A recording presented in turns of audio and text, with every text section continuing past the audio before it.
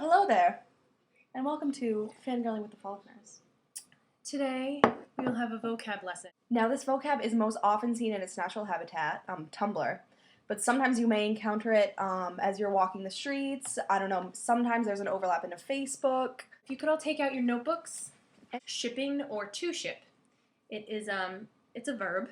It An means action word. Yes. When you want two people, real, fictional, or maybe even a crossover of the two, you want them together romantically. It can be two girls, can be two guys, can be yourself and your favorite celeb. In relation to shipping, we also have OTP.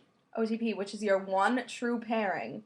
And now it's supposed to be like your one couple that you like ship above all else. But Kayla and I find that it's much easier to have, one OTP per fandom. Some examples of some really like popular ships right now. For instance, on Glee we have Klain, Kurt and Blaine, which is most people's OTP. Certainly mine. We have Faberry, and see, it doesn't have to be real. Like Quinn Fabray and Rachel Berry, not actually dating, but Faberry is alive and well in the Tumblr universe. If that's who you ship, more power to you. Yeah. It's a really fun activity to ship because you get to come up with these really creative names, like Larry Stylinson, like Faberry. Like Jathan. With this term, we're a little uncomfortable. The whole idea of like canon and headcanon. From my research, what I understand is that canon means that it's like actually happening. So like Klain, I ship it, but it is also canon because the two characters on the show are actually romantically involved. So it's canon. I think that's what that means. We'll see. And so headcanon would be it's in your head. It's real to you in your head. Like Jathan is kind of like headcanon. No, like let me tell you what's headcanon for me. Larry Stylinson. I am 100% convinced that they are dating. No questions asked. It's done. It is law.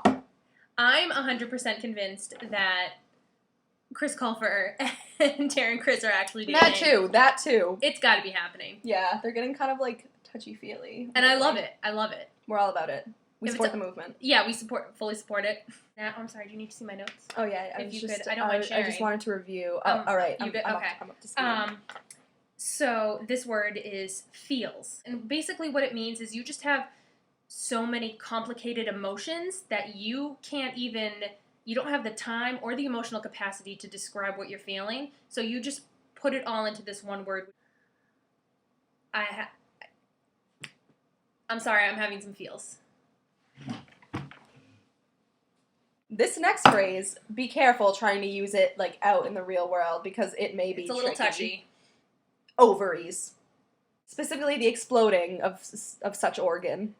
You may have heard it in reference to, maybe you heard someone saying like, BRB, going to scrape my ovaries off the ceiling. Or, you just made my ovaries explode. Or, don't worry, I wasn't going to use my ovaries anyways. That's a personal favorite of mine. So that's what it basically means, that you find another human being so sexually attractive that it's a hyperbole, really. So people in the Glee fandom will know about the Darren Criss sex riot that happened in March. And now, okay, when I saw all those pictures of Darren Criss on a beach, shirtless, in like a Mexican blanket shawl, my ovaries exploded. They're no longer in working order. Then just when they like began to heal, I discovered the beauty of One Direction. This is my life story. So, since we've talked about One Direction a lot, let's get a little more specific in our fangirl vocab. If you are a One Direction fangirl, you are likely to be referred to as a directioner. A directionator, from what I can tell, is someone who is either a fake fan of One Direction, so kind of like a fake fan, kind of a fair weather fan, or, as I know to mean it, someone kind of, I viewed it as like a contraction of directioner and hater, so kind of like a directionator.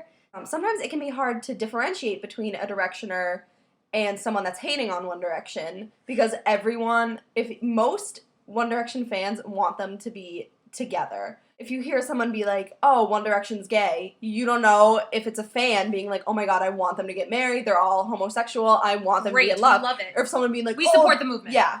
Or someone like misusing the term gay and being like, oh, they're gay, I hate them. Which we don't support. We don't support that movement. Snowflake. meaning just someone's very particularly unique and special. So I know a lot of people refer to Niall Horan as a special little snowflake because he is. Because of his, adorable awkwardness and just, the funny things he does, all the boys do, really. If someone's just being particularly adorable and particularly, just kind of, I always view it as when you're a little awkward, and I mean, hey, I love awkward boys, who doesn't? Be like, you special little snowflake. Or if you find, like, a particularly, like, embarrassing or, like photo or just the person making a weird face, you'd be like, oh, special snowflake. Special snowflake. It's a term of endearment. One that's I'm slowly working into my vocab is Narnia. Obviously, One Direction is from the UK. They are from England and Ireland. And I am from America. Therefore, America is Narnia because it is not the same place that 1D is from. An example of this for me was a few weeks ago, The Wanted was on, like, a morning talk show in England, so they were, tweeting the night before, and they were like, oh, don't forget to wake up early and watch us on Daybreak. And I was like, oh, well, here I am in Narnia, and I don't get Daybreak on my TV, so...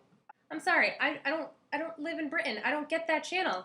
I don't get the X Factor channel. I don't get the X Factor channel. I don't even know what channel that's on. They're like, I barely get any channels over here. Like, so I'm sorry that, so I would just like to point out that an argument could even be made maybe that, like, fangirls who live in Narnia are kind of even more dedicated because I had to go seek you out.